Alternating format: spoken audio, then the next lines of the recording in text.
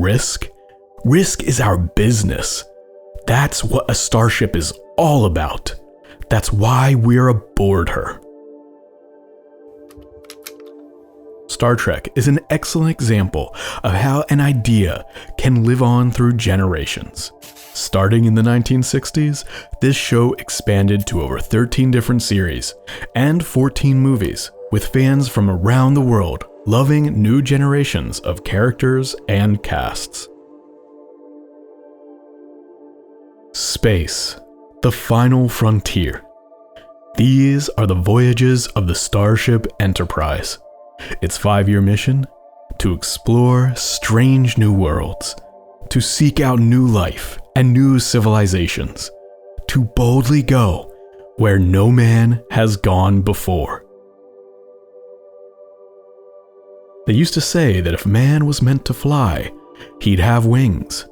But he did fly. He discovered he had to. Without freedom of choice, there is no creativity. Freedom is never a gift. It has to be earned. The greatest danger facing us is ourselves. There's another way to survive: mutual trust and help. All your people must learn before you can reach for the stars. You either believe in yourself or you don't. Above all else, a god needs compassion. The more complex the mind, the greater the need for the simplicity of play. We think of ourselves as the most powerful beings in the universe. It's unsettling to discover that we're wrong. Sometimes pain can drive a man harder than pleasure. Conquest is easy. Control is not. Too much of anything, even love, isn't necessarily a good thing. A star captain's most solemn oath is that he will give his life, even his entire crew, rather than violate the prime directive. Genius doesn't work on an assembly line basis. You can't simply say, "Today I will be brilliant." Most legends have their basis in fact. We all have our assigned duties. The strength of Star Trek comes from the core strength of science fiction at large. It can touch on current topics we face now, issues that are often mired in conflict and disagreement, while weaving in an optimistic vision for humanity. Change is the essential process of all existence. Without facts, the decision cannot be made logically. You must rely on your human intuition. It would be illogical to assume that all conditions remain stable. It is not a lie to keep the truth to oneself. Time is the one thing we do not have in abundance. Humans do have an amazing capacity for believing what they choose and excluding that which is painful. Insults are effective only where emotion is present. Beauty is transitory. Instruments register only those things they're designed to register. Space still contains infinite unknowns. What makes one an exceptional leader? we see indications that it's his negative side which makes him strong, that his evil side, controlled and disciplined, is vital to his strength. Your negative side removed from you, and the power of command begins to elude you. I realize that command does have its fascination, even under circumstances such as these, but I neither enjoy the idea of command nor am I frightened by it. It simply exists, and I will do whatever logically needs to be done. I object to power without constructive purpose. Insufficient facts always invite danger. Madness has no purpose or reason, but it may have a goal.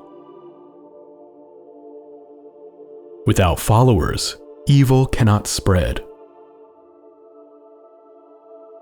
Superior ability breeds superior ambition. Fascinating.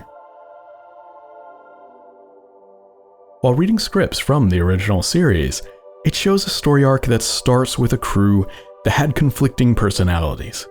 Kirk being the emotional but fair mind, Spock cold and analytical, but intelligent and curious, Dr. McCoy the wry sarcastic type, but with a pride in his ability to help others.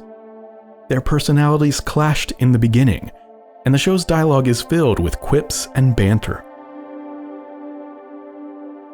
One of the advantages of being Captain, Doctor, is being able to ask for advice without necessarily having to take it. Spock, I don't know too much about these little tribbles yet, but there is one thing that I have discovered. What is that, Doctor? I like them. Better than I like you. Doctor, they do indeed have one redeeming characteristic. They do not talk too much. The release of emotions, Mr. Spock, is what keeps us healthy. Emotionally healthy, that is. That may be, Doctor. However, I have noted that the healthy release of emotion is frequently very unhealthy for those closest to you. Intuition, however illogical, Mr. Spock, is recognized as a command prerogative. You're only half Vulcan. What about the human half? It is proving to be an inconvenience, but it is manageable. Only a fool fights in a burning house. The intellect is not all, but its cultivation must come first, or the individual makes errors, wastes time in unprofitable pursuits. One day soon, man is going to be able to harness incredible energies, maybe even the atom, energies that could ultimately hurl us to other worlds in some sort of spaceship, and the men that reach out into space will be able to find ways to feed the hungry millions of the world and to cure their diseases. They will be able to find a way to give each man hope and a common future, and those are the days worth living for. The more they overthink the plumbing, the easier it is to stop up the drain.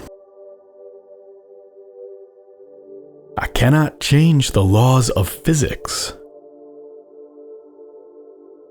Fly her apart, then. I'm a doctor, not a miracle worker. A man either lives life as it happens to him, meets it head on and licks it, or he turns his back on it and starts to wither away. Go, or stay, but do it because it is what you wish to do. In our century, we've learned not to fear words. The heart is not a logical organ. I wonder how humanity managed to survive. We overcame our instincts for violence. Jim, you can't risk your life on a theory. Respect is a rational process. One man cannot summon the future, but one man can change the present. I suppose it has thorns. I never met a rose that didn't. The glory of creation is in its infinite diversity, and the way our differences combine to create meaning and beauty. Over time, the characters' relationships grow towards recognition and appreciation for each other's differences. Their mutual goal of reaching towards higher ideals created a bond between these characters and offered a hopeful vision for how all of us on this ship called Earth can work towards a better future. I have been, and always shall be, your friend. Of all the souls that I have encountered in my travels, his was the most human. Live long and prosper.